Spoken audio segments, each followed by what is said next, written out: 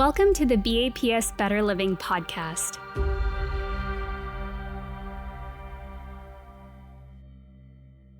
My mom thinks I'm a bit of a nerd. I devour books. I also spend a copious amount of time watching YouTube videos on things like engineering principles, bridge construction, or woodworking. I lurk quite a bit on Reddit as well.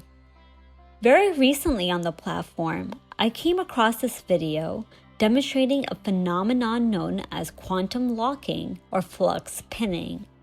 Now, stay with me here. It occurs when a superconductor becomes trapped within a magnetic field above or below a magnet under certain temperature conditions, giving the appearance of a floating object. It does this by expelling the magnetic field inside of it. When this happens, the superconductor locks in space and will not move unless acted on by an external force.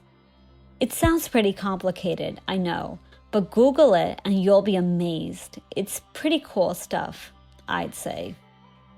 Having watched the video a few times over, it got me thinking about quantum lockings that exist in our own lives, the type that keep us in flux within a magnetic field no matter how life tilts and turns us, keeping us rooted to who we are and the person we are becoming. It's unique to each one of us. Everyone's pinning is different. The query for my own quantum locking took me numerous decades into my past, to one childhood memory. It was an early morning full of light, yet my 7-year-old eyes remained unwelcoming to the rising sun. When the car engine finally rusted, I awakened with heavy eyes.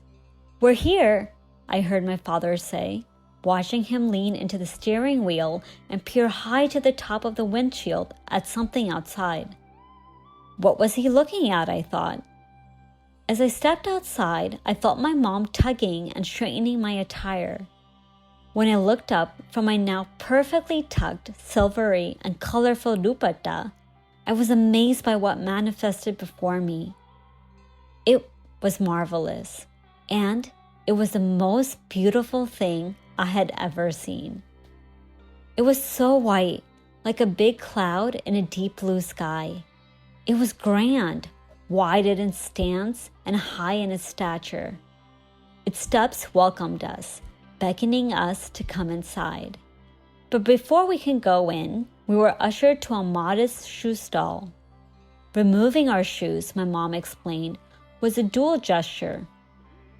It not only helped maintain and respect the sanctity of the place, but also signified the shedding of the world behind, helping us to focus and take in what we were about to experience. The mandir, a Hindu place of worship, and the home of God. Atop the stairs, before the entrances to the inner shrines, I discovered where the mesmerizing sounds I had heard since our arrival were coming from. It was the ghanti, the bell, which hung from atop the dome ceiling. My father picked me up and showed me how to ring it. I took the center clapper and struck it to the side of the bell, creating an auspicious sound, which, while being loud, ironically, also felt incredibly calming. He explained to me that in mandirs, the ghanti is rung to dispel our worldly thoughts, calling the mind to a cleansed slate. Only when you empty your cup, he said, can you fill it. And this critical step of disconnecting was foundational to building a pure and personal connection with God. It was also a way to announce to God our arrival at the mandir and expressing the desire to meet. As we walked towards the center shrine, I was taken in by the sense of the burning agarbattis, or incense sticks. It was a scent unlike anything I had taken in before. I inhaled and tried to capture it deep within. I asked my father why it smelled so nice. He explained to me that agarbattis are lit in many Hindu rituals. Dhoop is one of the 16 ways of offering devotion to God and burning fragrant substances such as the agarbatti was one such method. Its burning purifies the air and induces positive vibrations in the brain. It helps us concentrate and easily meditate on the murtis or images of God we were about to witness. He also explained that just as the incense burns itself while offering its goodness to those in its presence, similarly, it exemplifies that we too should sacrifice, serve, and do good for others. We then walked into the inner shrine to behold the darshan of God. What does one do during such a divine meeting? I wasn't sure. Sensing my anxiousness, my mom showed me how to fold my hands. I watched my mom as she looked at the murtis of God intensely, closed her eyes, and bowed her head with humility. I followed suit. My mother told me that with faith, intense attachment, and zeal, I too could use this time to talk to God. What did I want God to know? What did I want to pray to God for?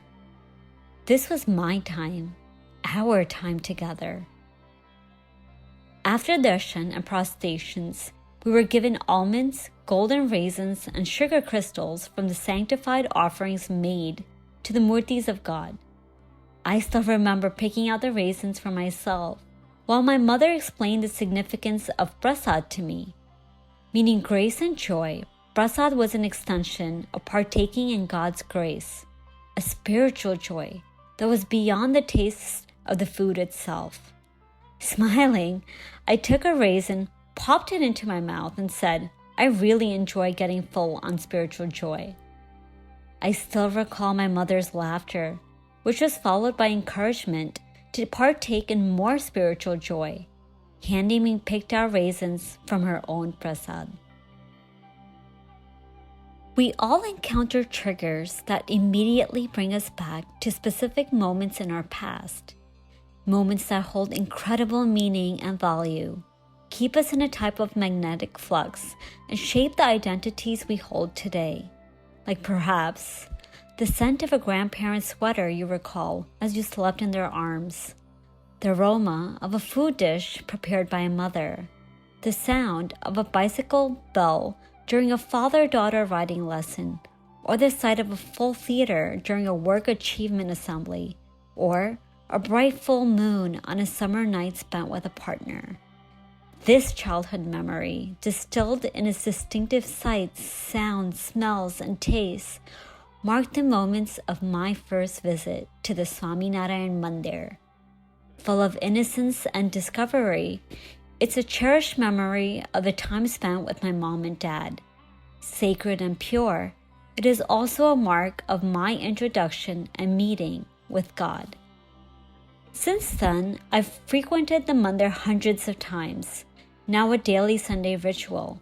And when I still reflect on the elements of the mandir that drew me in as a child, my affinity to the place has only grown deeper and stronger. It's where I go to disengage from the busyness, troubles, and trifles of life. It's become a place of reset and recalibration. It's become a sanctum that helps expel my relentless fields of fears and doubts, and in turn, find serenity and strength. It's a place where I connect with the divine, and now too, I call home. When I think about all the experiences, people, and things in my life that have helped me to become who I am today, and the type of person I wish to still become, I find that the mandir has played an immeasurable role. It has been, and continues to be, my quantum locking, my very own and personal flux pinning. What's yours? We hope you enjoyed this Better Living episode and that it added value to your life.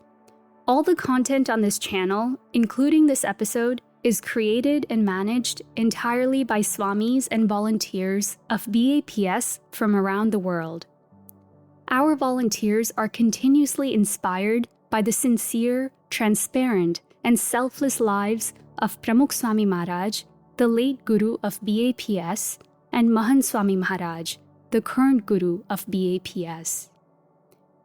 Their character, their teachings, and their service to humanity have inspired millions of people of all backgrounds, faiths, and cultures throughout the world.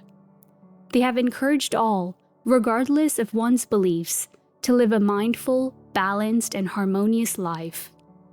The episodes in this Better Living podcast are directly inspired by their teachings.